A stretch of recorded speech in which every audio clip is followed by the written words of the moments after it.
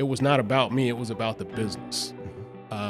And sometimes that's super tough, right? To be able to overcome the challenges that exist in your human relationships when it's supposed to be about the business. Sure. But it's people who are running the business. Right.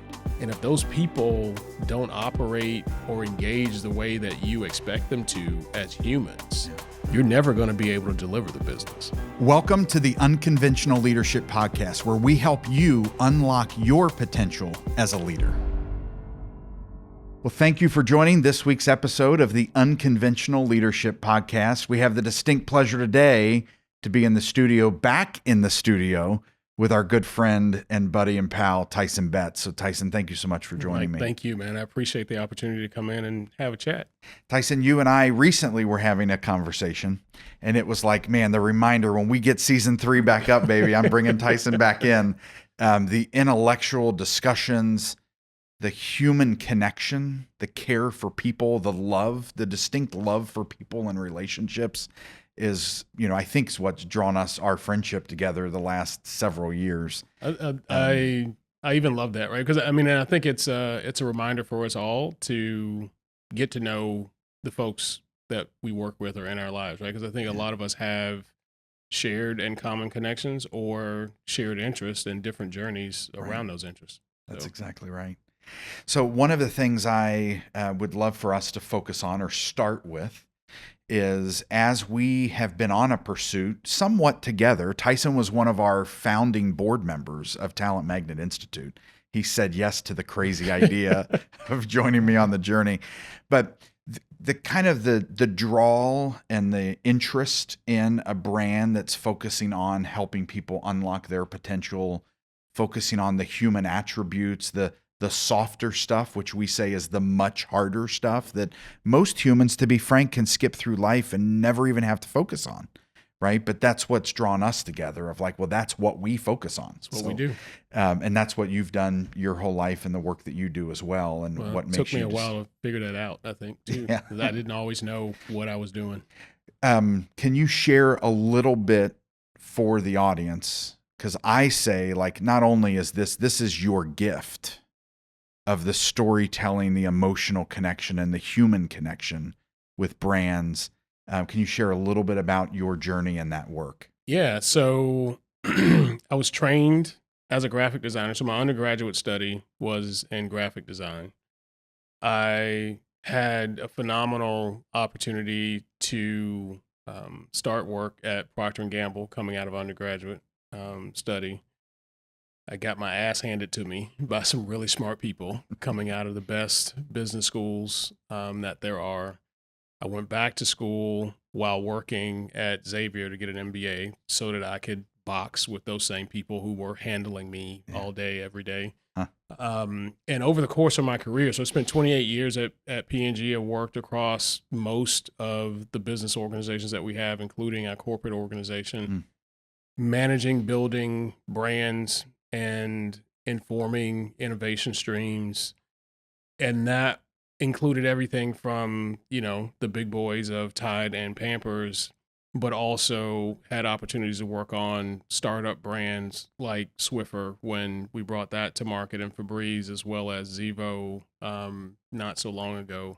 So both emerging brands and established brands. And the thing I had to learn was really what role I played from an expertise standpoint in that kind of an organization. I think I arrived at the organization at the right time and was able to find my lane over time to really understand that what I was bringing to the table was not just a functional expertise. It was an awareness that for that function to work well, there was a real need to be able to connect with consumers emotionally. And to be able to do that, I had to be able to connect with my business leaders on a relationship basis. So I would argue that the thing that I had to learn to do worked both in terms of the what I was doing and the how I had to get it done. And that is very much psychological human behavior, right? So how did you pick up or align to that gift? Did that come somewhere in the MBA? Is that just what's wired inside of Tysonn Betts? I would say it didn't necessarily come through the MBA. I think the MBA gave me kind of the business tools to be able to relate to and understand what the work was my business partners were sensitive to and working on. Mm-hmm. Very much a part of who I am and in my DNA, Mm-hmm. right? So I come from I'd say a really large family, which is deeply empathetic and caring. Mm-hmm. And so that was instilled in me in terms of just how you operate. You care about people, you take care of people, you listen to people, you help people. So that's very much a part of who I am. But what I don't think I understood immediately in my career path was that's also a huge part of how design is done, right? So design is about connecting, solving, delivering what people need. And so my responsibility was really bringing all of those elements together. How do I deliver great design, build great brands for my business partners, right? Creating irrational, emotional connections to things that you could argue were largely commodities, not always very well differentiated, but somehow you had to convince people that what you were selling was what they needed. Wow. How did that show up in your leadership? How does that show up in your leadership today? I am all about relationships. So whether it is me leading my team, I think it's important that you know who people are, how they show up, so that you can understand some of what either fuels them or becomes a barrier to them being able to do their best work on a day-to-day basis. I think it's very easy when you are leading a team to become a bit disconnected from those folks. And depending on the size of your organization, you may not be able to know all of them, but I think you need to make yourself available to them and put in the work to get to know who those people are. What it took me quite a long time to figure out and internalize was also the importance for me to build a relationship or try with the leaders of the organizations that I worked in. Design is a very foreign thing to most business leaders. And to have design have been incorporated into the DNA of the company, I think there were a lot of folks who either knew or were told that they needed your capability, but they weren't quite sure what to do with it or what it was. Wow. And so being able to build a relationship and conversation with those business leaders is really what helped unlock the potential for me to be able to do my best work. How do you draw that connection? How do you build that trust when you're somewhat unknown to them and unfamiliar with their environments? It's not always easy. I would say oftentimes it's not easy. It's just a lot of at-bats, right? How do you build relationships with anyone? Yeah. So a lot of times it's not about, me trying to convince you that I've got a thing that you need. It's just me trying to know you and understand who you are as a business leader. I've had a couple of really, I would say, really memorable join ups being in new businesses and new relationships. One with a group president who, when I was moved to her business, that was having difficulty integrating design well. I'd worked with her early in my career, and she just said, I know you. Here's what I need you to do, right? And I trust that you'll go do it well.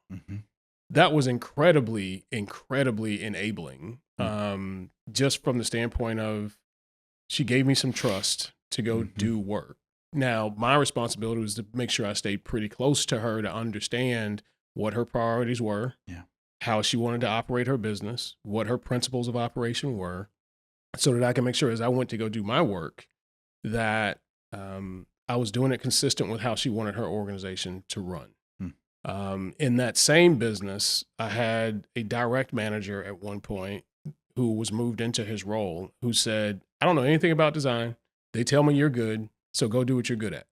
And I was like, no, that doesn't, it's helpful, but it doesn't help me help you. Right. Yeah. So my job for you is as the general manager, how do I really make sure I understand your strategies? But I need to teach you how to be sensitive to and evaluate the things that I'm good at, or the capabilities that I bring so that you can challenge me when they're not right or they don't feel right.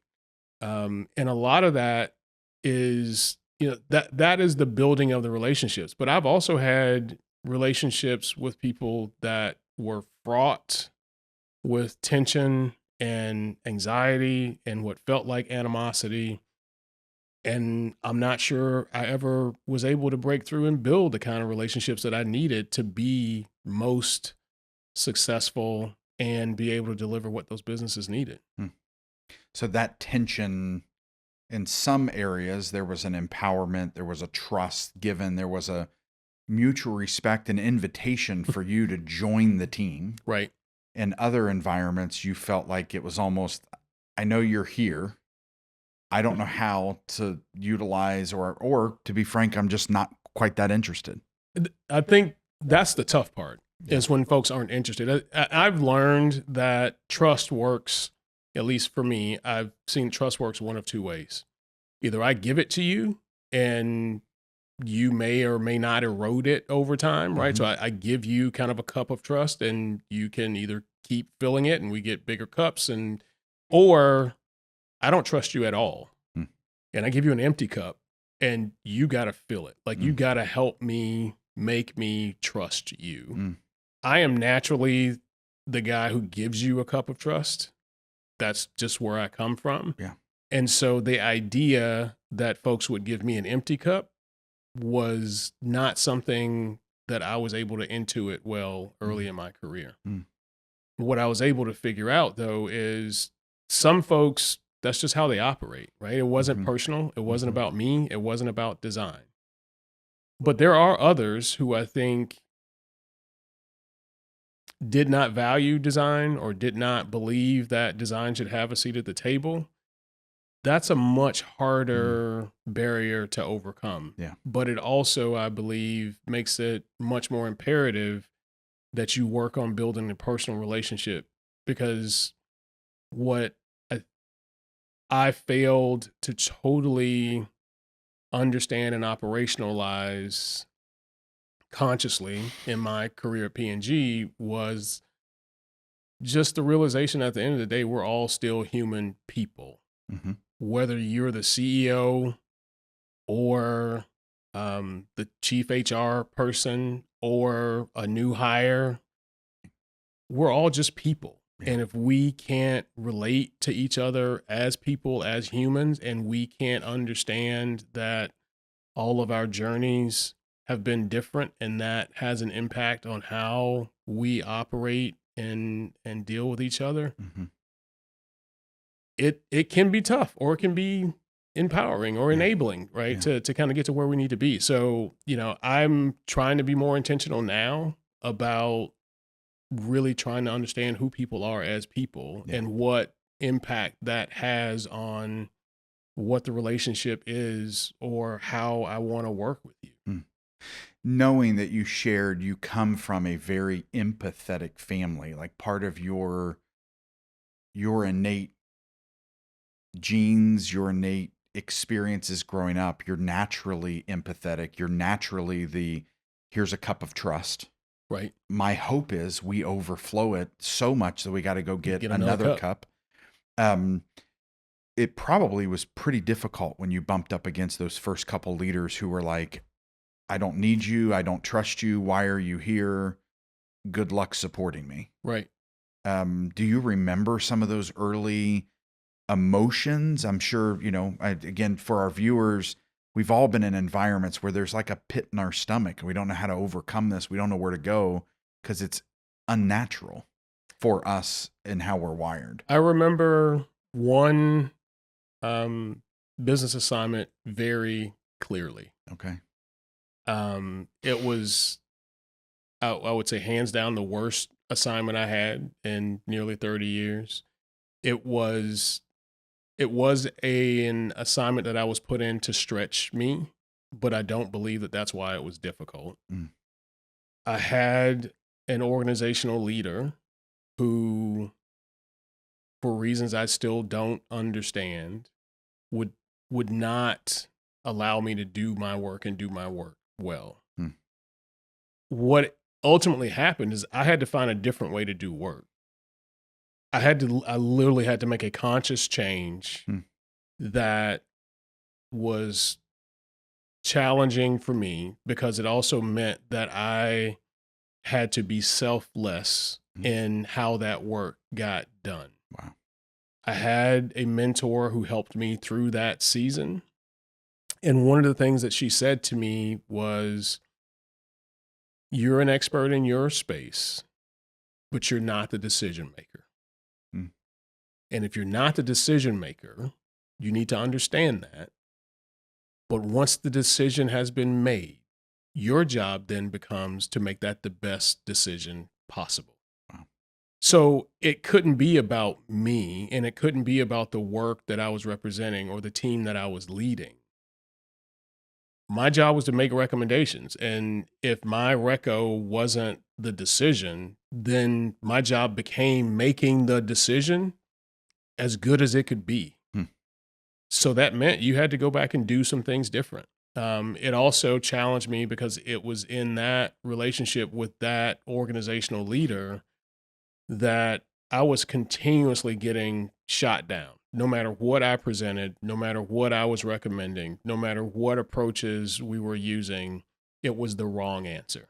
I had enough awareness and ego, I guess, to know that I can't be this bad. Right. Yeah, Like right. nobody misses the ball this many Right, times. I'd had a really great, career and success rate up until that point.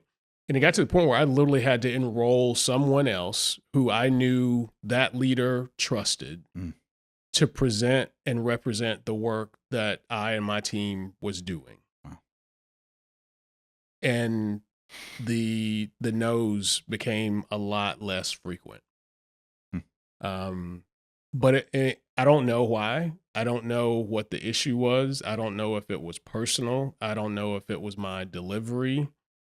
But when I changed how that work was being delivered and I enabled the agency of other business partners, it was not about me. It was about the business.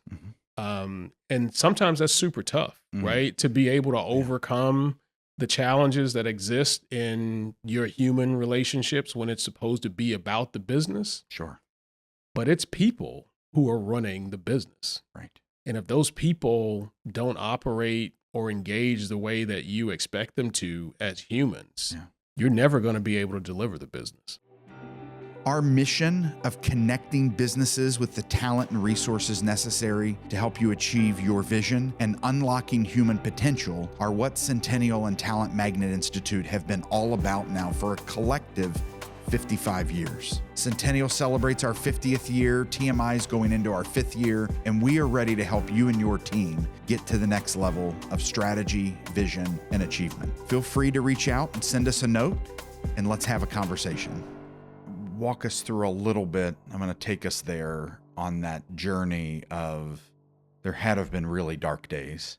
What did you do? I know you mentioned a mentor. Yes. What else were you doing? Do you remember some of the moments where you're like, you know what?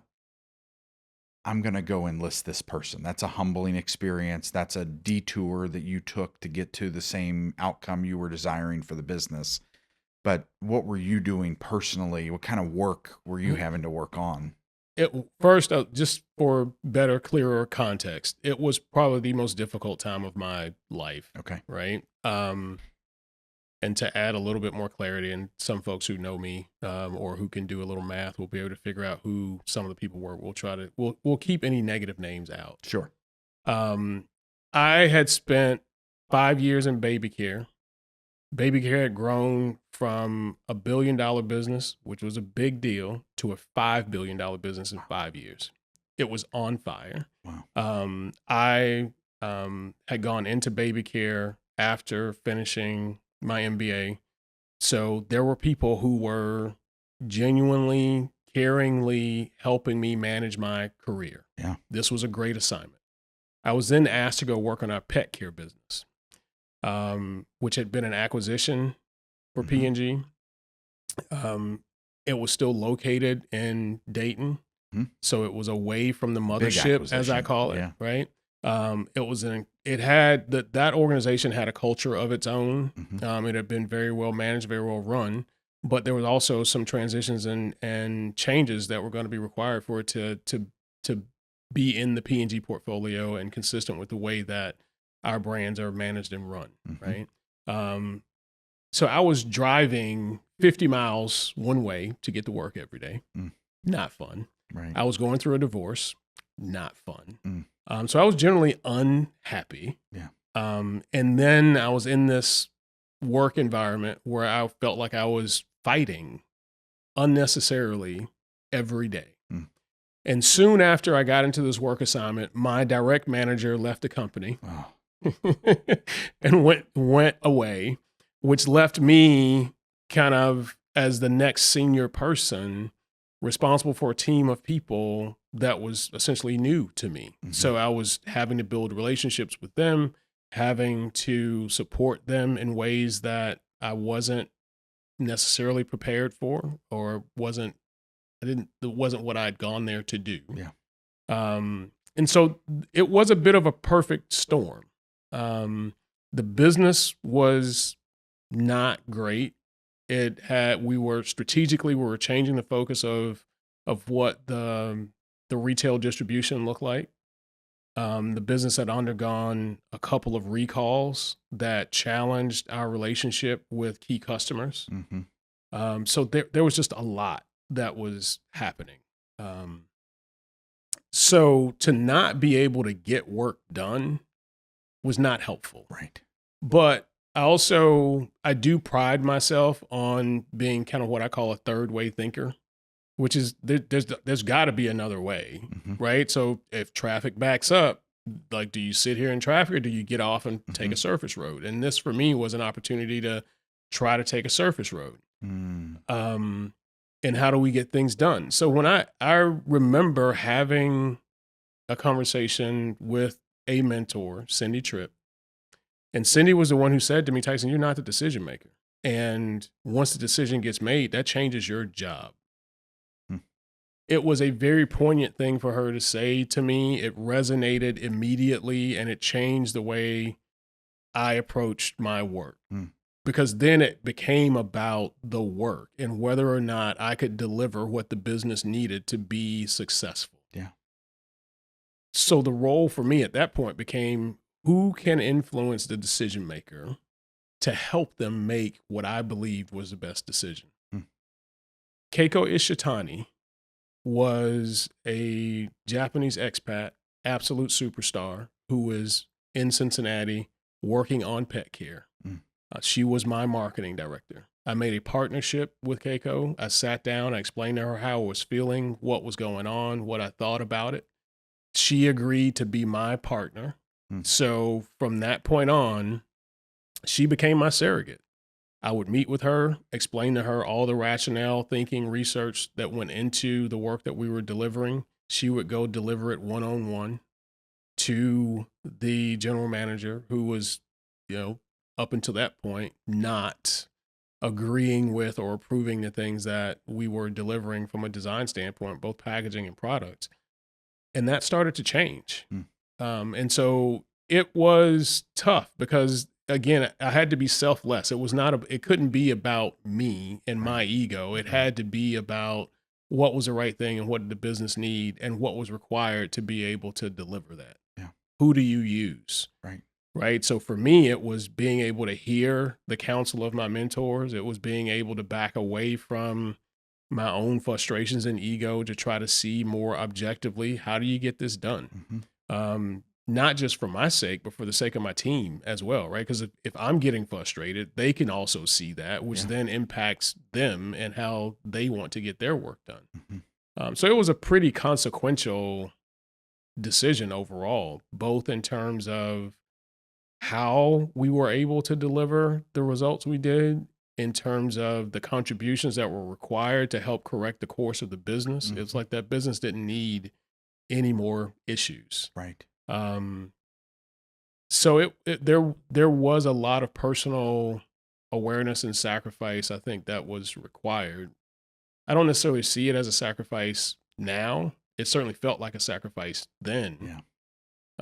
It's just different strategies are needed at different times. Right. And I think there's a lot of learnings here.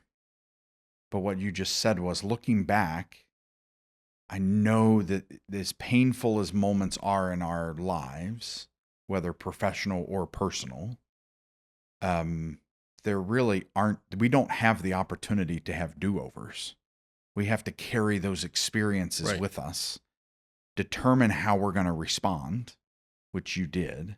And I think that's such a great lesson for everyone viewing this episode, joining us in this conversation. Like, you can't go do-over. That may have been, as hard as it feels in the moment for all of us going through something difficult. Yes. In many cases, those are the moments that further define us and which way we're going to go. Absolutely. I think the pain that you feel in the present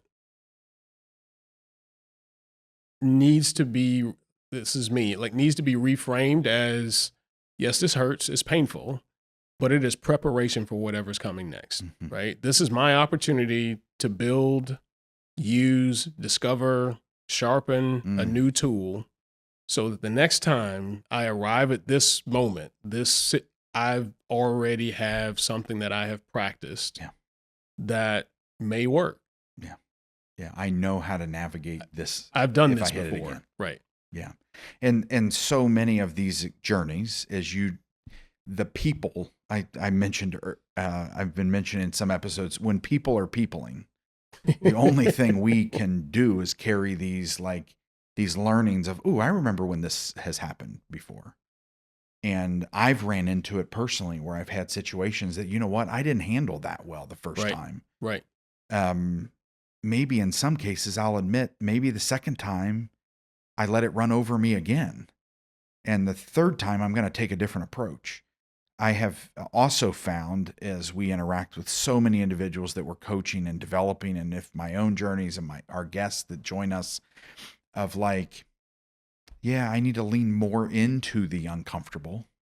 And in some cases, like, I know at moments it feels personal, but there's times where we gotta like overcome that. You know what? It may be personal, but I can't live in this. And I think that's the personal. human piece of it, right? So, I mean, that's us being human. We have to acknowledge that we're human. Yeah. And that we're dealing with other human people, right? Yeah. So even when we don't want to be emotional, even when we don't want to respond a certain way, we are human, right? So it may just take a moment for you to get into neutral and then figure out what gear you need to get beyond it. Mm-hmm. What, throughout your career post that experience, what are some of the takeaways that you feel like impacted your team? You referenced your team where you were in the spotlight and the target in some cases, but yet your team was also trying to accomplish greatness with you. Right. And you were trying to not always move your own ideas forward, but the organization behind you, our ideas forward. And I keep running into this block and barrier, which can be really frustrating, not just for you, the leader, but for those who are on your team as well. It can be difficult. My approach from a team standpoint I have tried to be the leader who advocates for his team, who celebrates the work of his team when things are going well and great, and I can step back so that they can shine. But I should also be the first one to step up and protect or deflect for them if for some reason things are not going well. Yeah.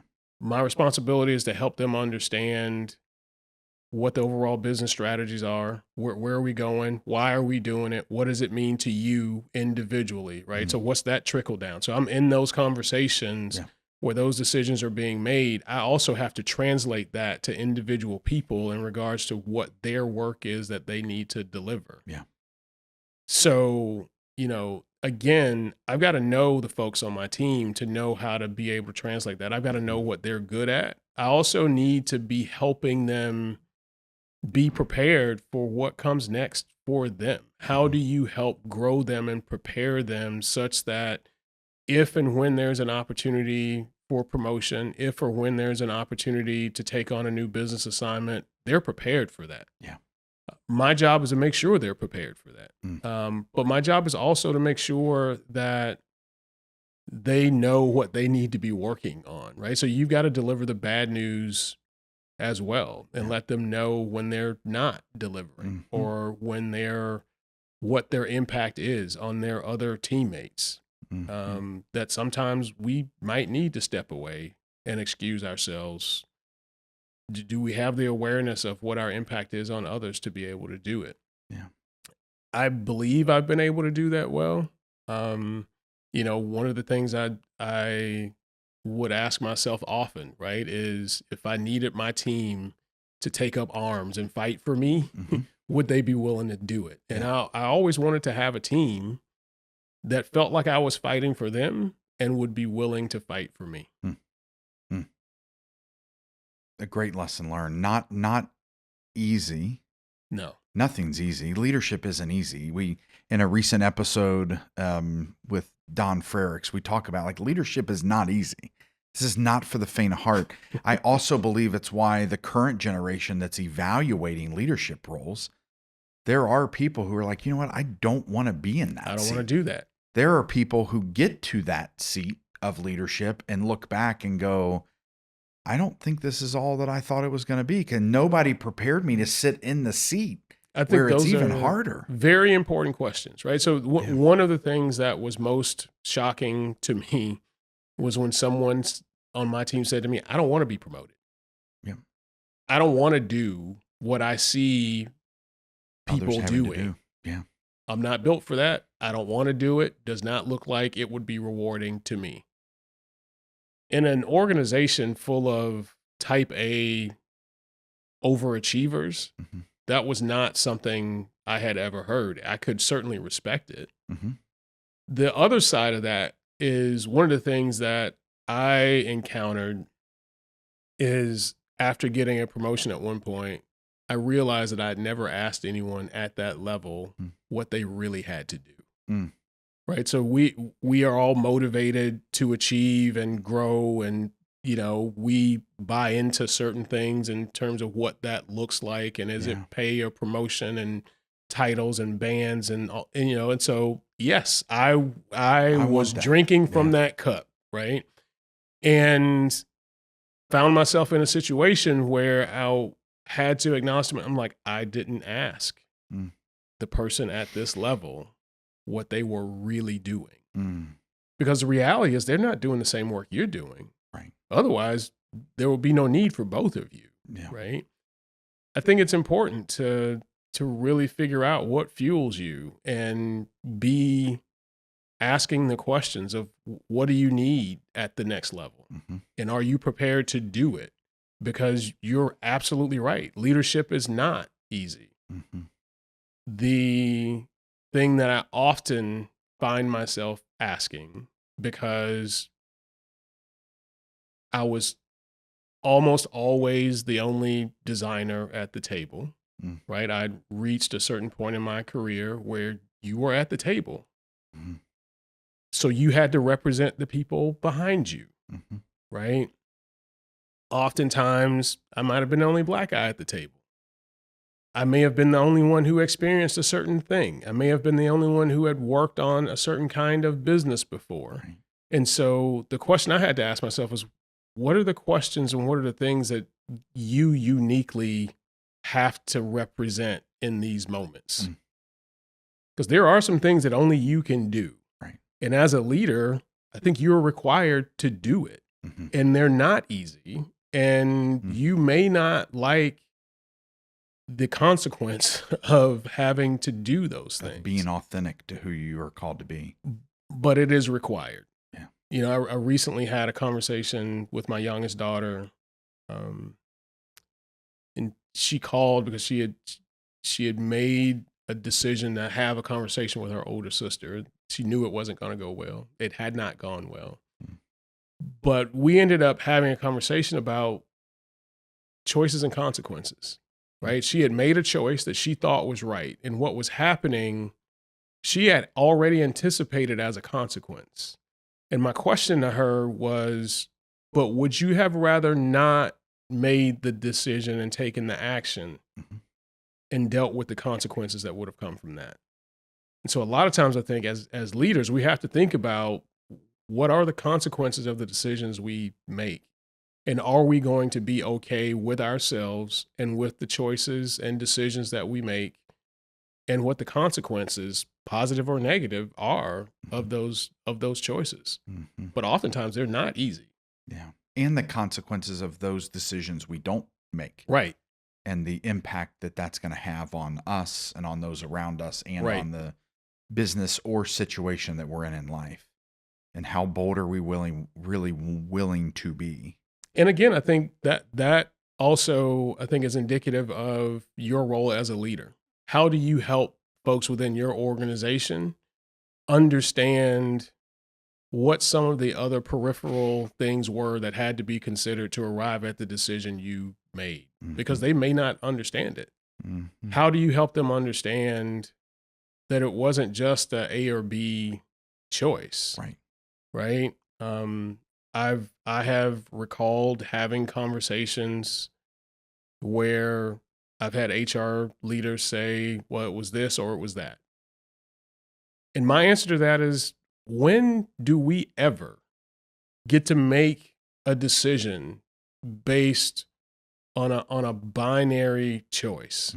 There are always multiple things, right? Yeah. And that's what you have to take into consideration. It's like, I wish life were so wonderful that it was just an A or B choice. But I think helping your team, I mean, as a leader, helping your team grow to understand more about the business, what's more of the context that's required to help groom them to be better leaders, to be able to make better decisions, right? So it's like, if you got a young driver, at a certain point, you got to realize it's not just about you and this car. Like you are one of many moving vehicles out here in this space, right? How do you begin to anticipate what others are doing, and what impact that has on you and the choices you need to make? Tysonn, one of the recent analogies of a young driver, my oldest son, who's now 17, been driving for over a year. My comment to him was, remember that you and your fellow drivers are all on the same team. Right? You all have different motivations. Right. You all have different places you need to be and timing in which you think you should get there. But at the end of the day, on the road, we're all on the same team. Have to be. Everybody wants to get there safely.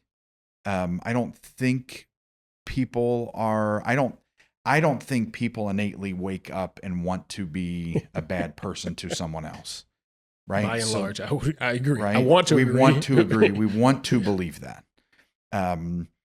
But we all there's different priorities, right? So I'm always, I wave to people. My kid's like, who are you waving to? Do you know that person? I'm like, actually, nope. I don't, but I want to be friendly.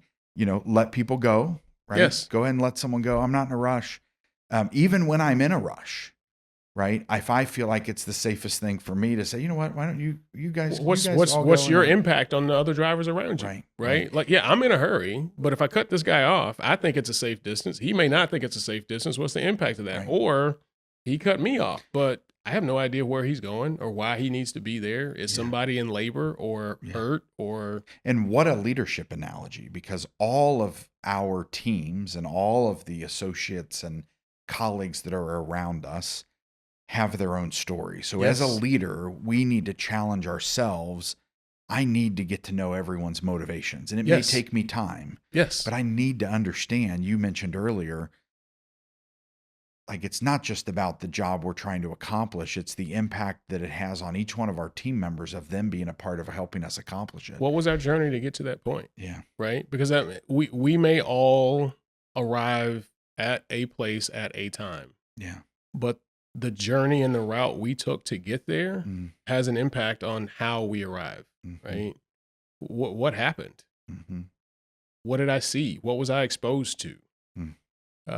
How does that inform how I would get here again? Right? Mhm. All of those things I think are often overlooked in Yeah. terms of how we lead and what our impact is on others. Right? Yeah. We may be in the same place, but we may have taken totally different journeys to get there. Yeah. So one of the hardest parts about podcasting is the moment you stop talking. I mean, think about it. The majority of the work that you probably put into creating a podcast is in the editing phase. So what if you didn't have to do the editing phase? Here at the Cincinnati Podcast Studio, we help you just come in and talk. We do all the rest. We have the cameras, we have the microphones, we have the lights, and then we have the editing tools to create the perfect content out of your podcast. Not only do you get the full podcast in video and audio, you also get short form content that you can use across all of your pages in social media. So if you want to learn more, go to CincinnatiPodcastStudio.com/tour to learn more and schedule your tour with us today.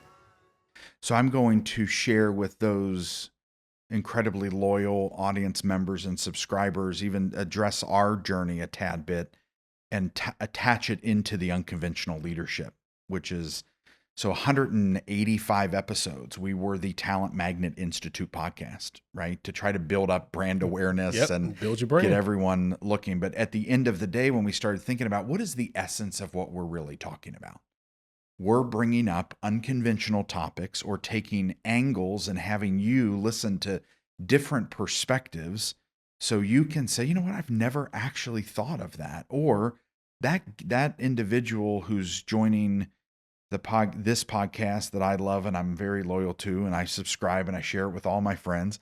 That's a perspective that I've never thought about, which is exactly why I listen to this podcast. So we rebranded to be clearer, and that rebrand came into the topic. I don't know if you remember. I mean, we asked feedback. We did the whole LinkedIn polling A, B, C, and D, and we rested on the Unconventional Leadership Podcast because we want to help you and even us think about unconventional perspectives to accomplish greatness in a way that's unconventional, meaning we lead with people first, and we think about the impact of all of its ramifications of us getting positive and negative inputs and how I navigate those experiences in a safe place, because you can do it with us. You can submit your really difficult thoughts, questions, and stories to us, and thank you all for doing that.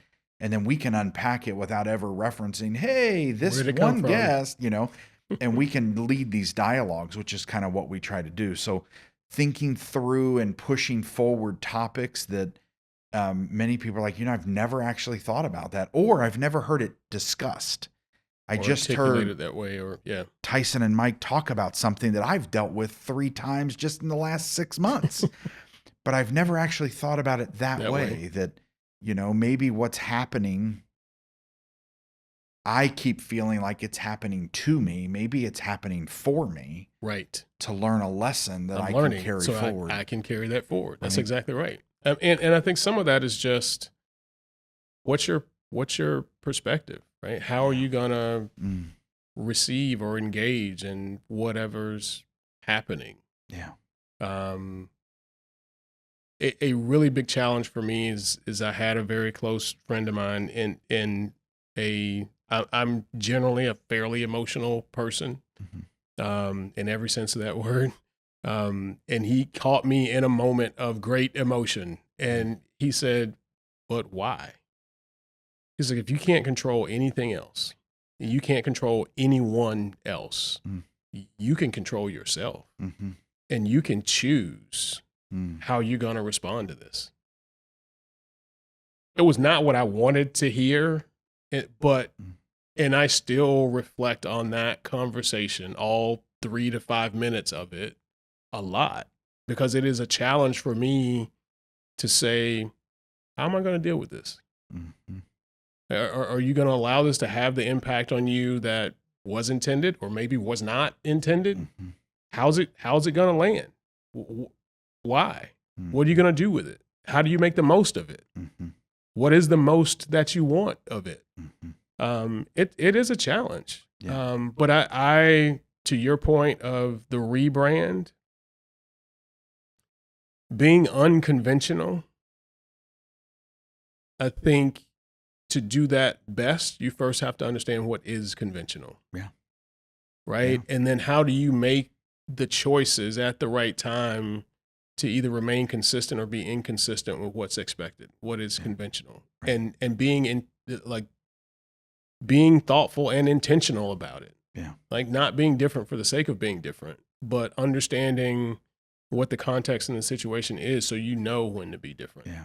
And it's no surprise that part of our vision is that unconventional, holistic, helping humans unlock. We say unlocking human potential, not unlocking their professional performance.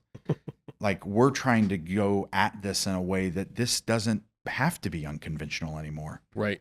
You know, where How it do you does normalize become the conventional way Right. of leadership, of putting the human element into the dialogue, accepting that maybe life happens for you, not to you. You know, what you just said is absolutely 10% of life is what happens, 90% is how we How you respond. respond. Yes. And it's so, you know, again, I know when even we've had these discussions, we get some pushback of like, you don't know what I'm going through, right? And I agree. We don't know what everyone's going through, but we're all going through something. And we all have to, you know what? I can either rest in this and have this define who I am and where my energy stays for the rest of my life, or I can use it as a learning and figure out I don't want to go through that again. Right. Or, you know what? I'm thankful I had that experience because it's now educated me and made me more empathetic in what I may experience in the future or how I show up for others, right? How are we learning, cataloging those experiences? How do we keep the right people and resources around us who challenge us to be better, who are reflective of who we are and how we show up for them, and challenge us to be at our best, to realize greater potential than we may even had an expectation for ourselves. Yeah, I had Tysonn 5 years ago. So I'm in my 5th year of a book called 5. 5th year of my book called 5. And that book gets you thinking about where you're going to be in 5 years. I mean, it's not rocket science, right? But it really, it helps you dream again. Nice. Right. So it gets you thinking about, and I provide it to various relationships and friends and our mastermind. Every time we kick off a new mastermind cohort, we provide 5 to get people thinking about where am I going to be in 5 years? And I love the invitations that it provides throughout the book about truly dreaming and about truly thinking, again, uniquely that where you are today is going to be different in 5 years. And what do you want to pursue? And what got you here won't necessarily get you there. Yeah. Kind of, we've all heard that, right? Or what groundwork do I need to be laying to really be able to manifest that space in the future? Yeah. How do I need to manage my relationships? Right. So that folks who I want on that journey with me will go. Yeah. Yeah. And it can be transformative even when you don't reach what you thought you would reach in 5 years. There's some things I put down in my 5-year journal that we're not going to hit. Well, how much of that do you really control? And there's other things that you're like, wow, I never thought about that. I never even thought about being here. I never could have dreamed about being here. But that pursuit of life, this is part of the joyous part of the journey God has us all on, and the friendships that he puts in our community and that he connects us to. Like, I never thought that would be possible. Right. But I mean, again, I think it's how do you codify all of the learnings and the journey you've been on and how it prepares you for whatever's coming next. Yeah. Because we're not in control, right? You can only be and respond to where God puts you. And I've over the course of the last year, I've been doing more writing, more journaling, right? And I try to get up earlier in the day to do that before I get preoccupied and distracted with other things and other people. And in a moment of meditation, I had to write a note to myself. That was a challenge to say, what are you, me, Tysonn, gonna do with where God has put you? This is where you are. This is where he has put you. What are you gonna do with that? Because certainly, to our earlier conversation, you have been prepared for this. So it is time to exercise those tools and that preparation in this moment. And if you're not where God put you, why are you still here? Which for me was kind of like, okay, either I have to believe that I am here with purpose in this moment and I have a responsibility to do what I need to do, or I need to get myself to where that place is. Yeah. Wow. And it's super tough to, at least for me, to have those conversations that are just kind of like, are you doing what you're supposed to be doing? Are you leveraging the tools, network, people, resources that you have to really be able to do what you need to be doing, even if it's uncomfortable or painful or doesn't give you the reward and accolades that you might desire, but you know it's the right work? Go do that work. Is that something, Tysonn, you felt prompted, or did someone specifically ask you that question? It came to me just kind of in thinking through where I am and how to proceed, right? So I've had a super fortunate career. I spent more than half of my physical life inside of an organization. Now, I did lots of different things in that time, but that's not normal anymore. Yeah.